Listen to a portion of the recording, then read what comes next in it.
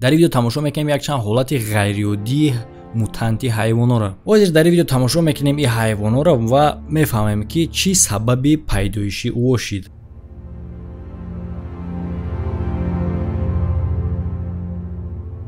тамошо мекунем бизичаи ҳашпора, самбақаи дикалара, гурбаи қанатдор, акула циклоп ва бисёр мутантҳои хеле ҳам ғайриоддира. албатта ки дар бораи вуҷуд доштани ин гуна ҳайвонот хеле ҳам бовар кардан қин аст. Не ки ин гуна ҳайвонот ҳастанд. ҳамада салом алейкум бародаро, хуш омадем ба канали СМ Шарипов. Бо шумо ҳастам ман Муҳаммад Шарипов.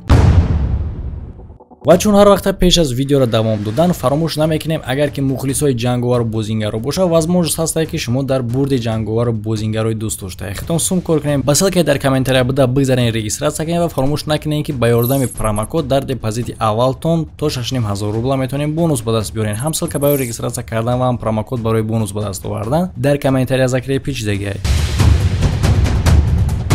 дар як деҳаи Хорватия бузича ба дунё омадагиай бо кличкаи Шарка ки 8 по дора. Зоран Папарис соҳиби ҳамаи биз хеле ҳам ҳайрон шуд вақте ки дид ки бизичаш на ба бизича, балки ба тортанак монанда. Бизича 2 баробар зиёд аз пойҳои муқарраршуда дора. аҷоибиш дар ин ки 2 бародари дигари ӯ оддиянд. ба гуфти худи ҳамаи фермер гап дар бораи тағйирёбии гена нестай. Гап дар сари ин ки 4 пои дигааш аз бародари дугоникии ӯ ки дар бадани модар ва якҷоя часпидагиянд. Ба ин кор шаҳодат метаҳад як ҳолати дигар ки ин бизича гермафродита, яъне ки нармода, ҳам асбобои мусиқии мардона, ҳам занона дорад. ғайриоддигиш ҳамин ки ӯ зинда монд, барои он хотире ки бисёри хеле ҳолатҳо ҳайвонот мемиранд. дар запади Англия қурбақаи секалаара ёфтанд. Барои мутатсияи худаш қурбақа ягон ташвиш, ягон танқисӣ намекашид ва свободна хирсандона ба болои алаф раҳ мегашт. Ба он нигоҳ накарда ки дар комплектатсияи се кала ӯ 3 по дошт. иш маълум нест ки байни ин 3 кала кору бора чӣ хеле ӯ тақсим кардагиян, ӯ адел мехӯрдан ё ин ки якҷоя мехӯрдан, но ҳамиш маълуме ки ӯ солиманд. дар аввал фикр карданд ки кӯдако 3 қурбақаи иштаиш часпидагира қабидагиян, не ки вақте ки дидан ки як қурбақаи секалаай хеле ҳам ҳайрон шуданд. Меҳмони секалаара дар як контейнери пластмассӣ ҷойгир мекунанд ва мехоҳанд ки бо олимо бисупоранд. Не бародаро, ӯ намебаранд баъдан, мегрезанд просто. Чӣ хеле ки мегӯянд ку аз як калада 3 кала бо фикраш хубтарай. Ба фикрам 3 кала якҷоя мешаванд, ягон плани зур барои побег придумат мекунанд, мегрезанд.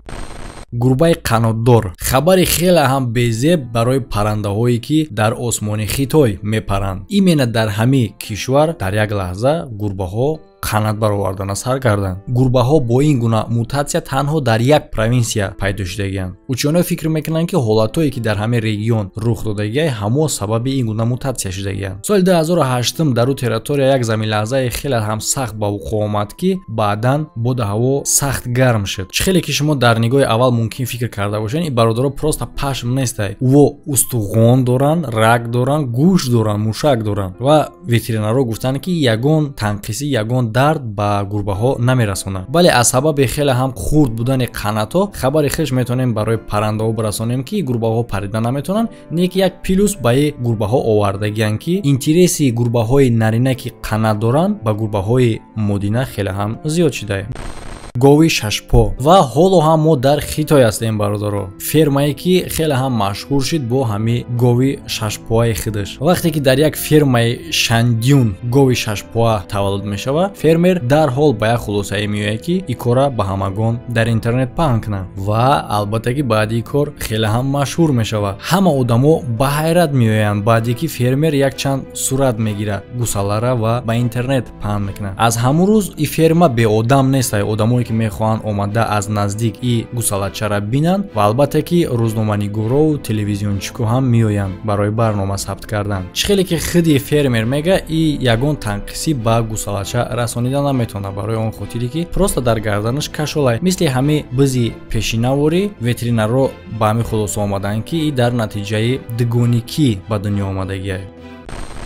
касе ки дар Россия аст ва мехоҳад ки 3 маротиба аз оили ки Россия зиёд кор кунад, метавонем бародаро ба номрое ки дар рӯи экран аст WhatsApp доранд. Ба WhatsApp ямо алоқа бароен шуморо дар Южни Корея, Литва ва Полша ба ҷои кор ва ҷои хоб таъмин мекунанд. Ба боварӣ метавонен обращаться кунен, бе ягон ташвиш бирен кор кунен.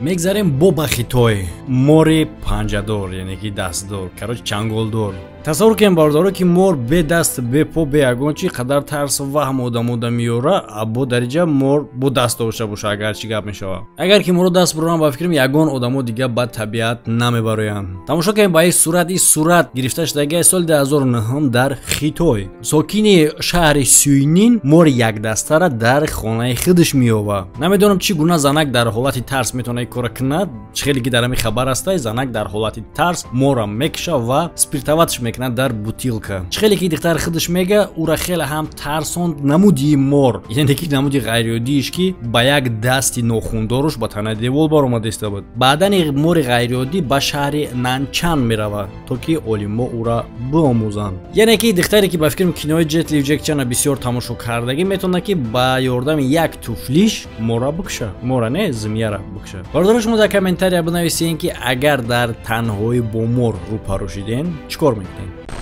Акулаи якчашма. Соли 2011 дар тури моҳи қапо дар Мексиканский залив як акулаи сафед ва як чанд кӯдакои ӯ меафтанд. Дар назари аввал фикр мекунӣ ягон чӣ ғайриоддӣ нест, хе дар тури моҳи қапӣ акула ғалтида, ҳеҷ гап не ки вақте ки моҳи қапо ба диққат нигоҳ мекунанд, яке аз кӯдакои акула албиносай ва ба ҷои ду чашм аз ду параи сар ӯ як чашм дар пешониш дорад. Хеле ҳам ғайриоддӣ метавонад ки вақте ки таъққуд мегзаронанд ин як чашм просто барои зеб набуд, ӯ реална кор мекард ва глазнои нерво дар ӯ пайваст буданд. Албатта ки дар байни дакеши акулача хушрӯча метавонад ки намедонам ки вақте ки калон шавад чӣ намуд метофта бошаи.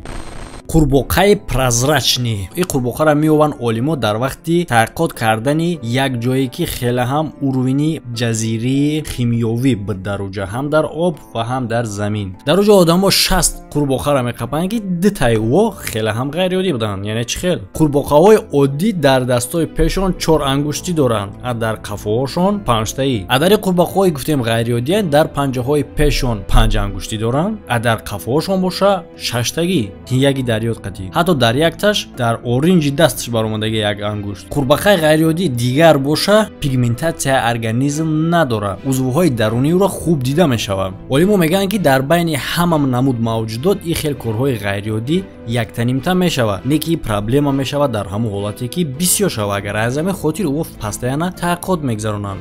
Дар байни одамо кай таъққуд мегзаронем, то ки дибило кам шавад. Қурбоқаҳои ғайриоддӣ ки меёбанд дар дурuni як холодильники минуси 200 дараҷа хунук аста мемонанд, ӯ метавонанд ки дар уҷа 200 сол ҳам бестан вайрон намешаванд. Ва аз соли 2016 то ҳозира дар уҷа қурбоқаҳо нигоҳ дошта мешавад. Олимо мегӯянд ки сабаби асосии мутатсияи қурбоқаҳо на танҳо ҷазираи муҳит метавонад бошад. Ба гуфти олимо ки сабаби пайдоиши ангушти зиёдӣ метавонад паразитҳо бошад, а сабаби надоштани пигментатсия, яъне ки прозрачни қурбоқа ин нарушение дар генетика.